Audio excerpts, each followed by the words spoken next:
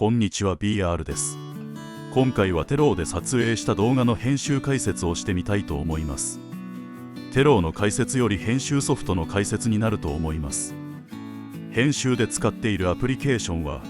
ダヴィンチリゾルブバージョン18を使っています。まだ使って1年くらいで自分勝手に覚えたのでいろいろと間違った方法で編集しているかと思います。これも参考程度に見てください。このアプリケーションを使う理由は RAT が使えるのと色調補正の調整がとても使いやすいのが良かったです。ダヴィンチを起動させ解像度とフレームレートの設定をテローの設定と合わせます。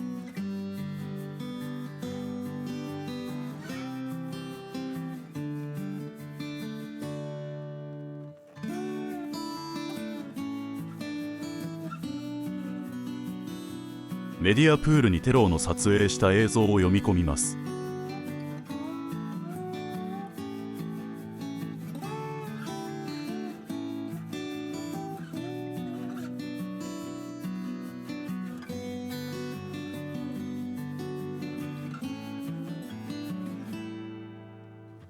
次にメディアプールからタイムラインに入れます。今回使っているデータはテロー FPV で撮影した音声込みのデータになっています。実際のテローのデータは音声はないので音声部分のタイムラインには何も出ません。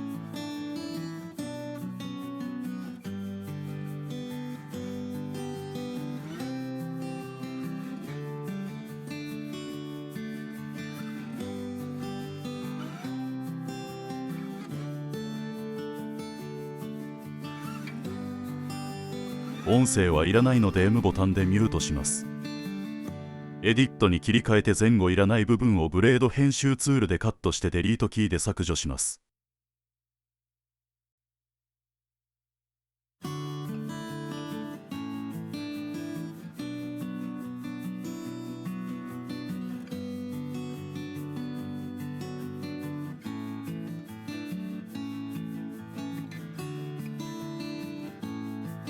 これを映像の枚数分編集して全てをタイムライン上に並べます。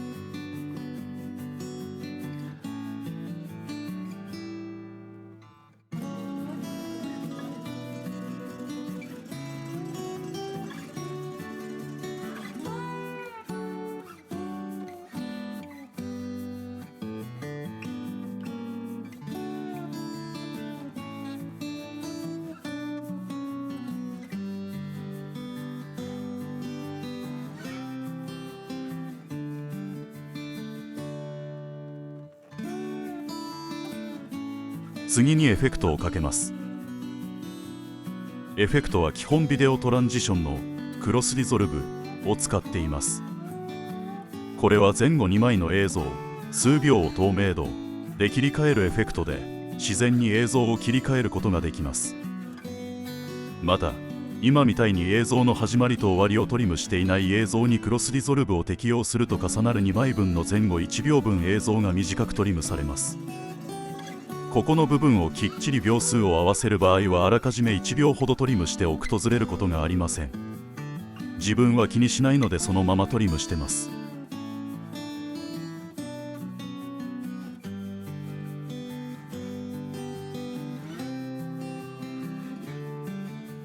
カラーに切り替えてラットの編集します。ラットは本来撮影カメラにあったラットを適用するのですが、もちろんテロー専用のラットがあるわけでもないので私はブラックマジックレック 709V3 あたりを空のノードコレクターに適用します。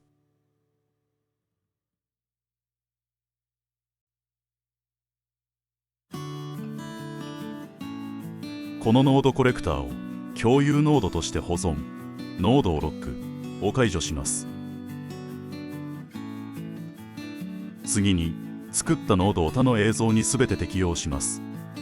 全ての映像に適用する場合は選択欄から適用する映像を選択してノードのついている映像の上から左クリックしてローカルにリモートグレートをコピーを選択すると選択した映像に適用できます。次にラットを適用した映像は専用のラットではないので、彩度が高かったりハイライトが真っ白になっています。LAT を適用しているノードを選択し、HDR グレード、LAN を選択して色調補正します。ダーク、シャドウ、ライト、グローバルの4つで調整します。まずはハイライトの飛びが気になるので、ライトの項目の露出で調整します。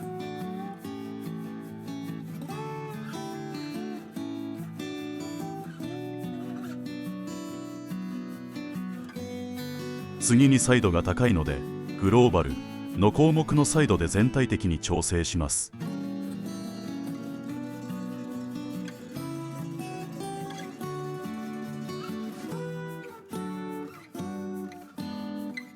全体的に暗いので、グローバルの項目の露出で明るくします。ここまでで全体の映像の調整ができたと思いますが、次に各個別の色調補正をします。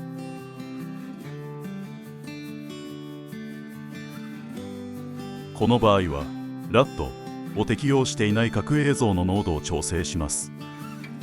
特に太陽の光と影がはっきりと分かれている映像は影が暗すぎてよく見えません。テローの映像は影の中の表情が意外と残っていて編集で明るくすることができます。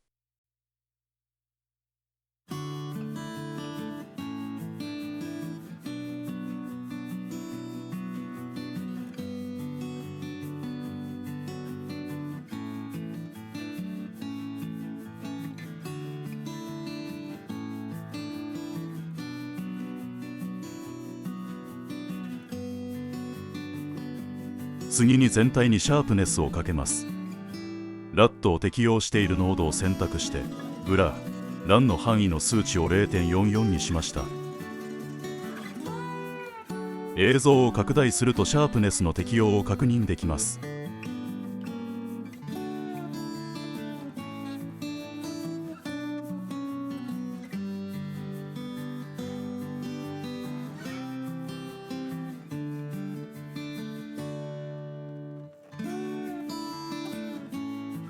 調整ができたらレンダリングします。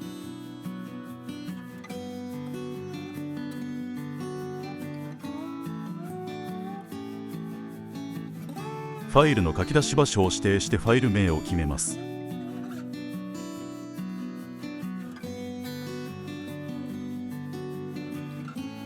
ここは元のファイルに倣って HD 画質のフレームレート30で書き出します。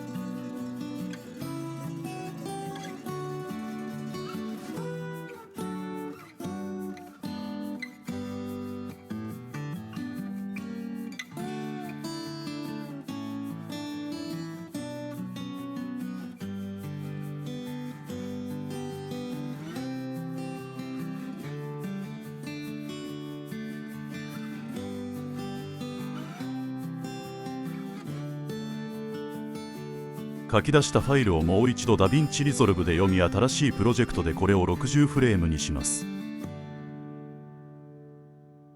新しいプロジェクトを開いたら、プロジェクト設定でタイムラインフォーマットのフレームレートを60フレームにします。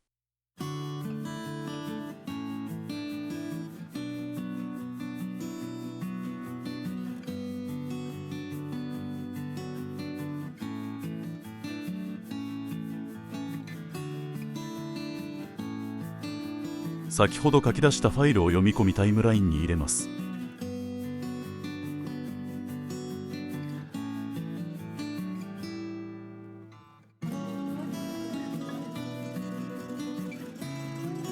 タイムラインに入れた映像を選択して、インスペクタのリタイム&スケーリングのリタイム処理のオプティカルフローを選択すると60フレームになります。この作業を30フレームの映像を書き出した後にしている意味は、意外にこのオプティカルフローの設定が編集作業を重くなるためです。スペックの高い PC を使っていれば気にならないかもしれませんが、私はこのやり方が作業しやすかったです。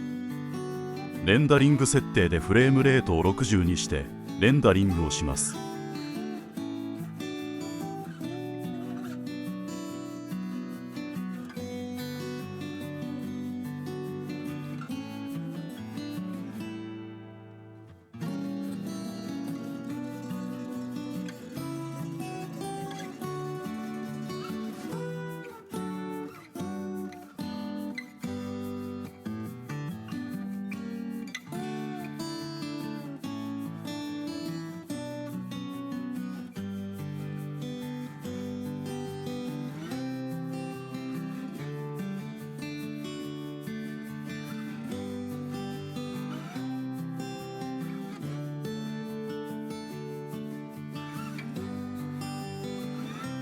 較映像です。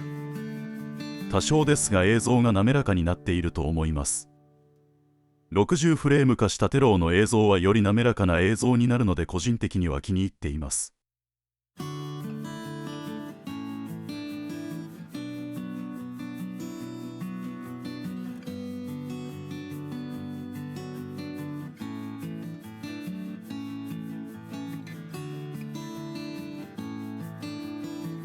また最後にこのダヴィンチリゾルブは独自の手ブレ補正機能を持っています。